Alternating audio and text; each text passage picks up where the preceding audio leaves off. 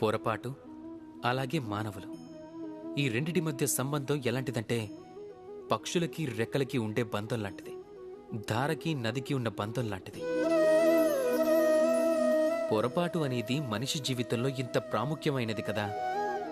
ఇక మీరే ఆలోచించండి, అందుకు సిగ్గుపడ్డం ఎందుకు?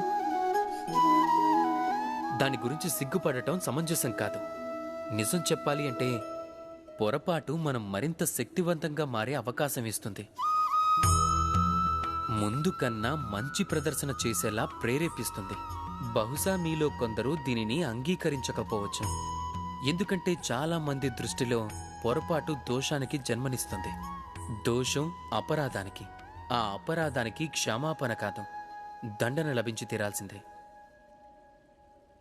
కానీ ఇలా ఎందుకు జరుగుతుందో ఎప్పుడైనా ఆలోచించారా? ఇందుకు కారణం ఏమిటి? దానికి కారణం పొరపాటని అంగీకరించకుండా తప్పించుకోవటం. మీరు పొరపాటు చేసి కూడా దాన్ని అంగీకరించకపోతే అప్పుడు ఆ పొరపాటు దోషంగా మారుతుంది. తరువాత ఆ దోషం అపరాధంగా. సాహసంతో ఉండండి, మీ పొరపాటుని స్వీకరించండి, మీ పొరపాటుని సరిదిద్దుకునే దిశగా మొదటి అడుగు వేయండి. అలాగే బాగా గుర్తుంచుకోండి, అపరాధం అని ఏదైనా ఉందంటే అది సమయానుగుణంగా మీ పొరపాటుని స్వీకరించకపోవటం.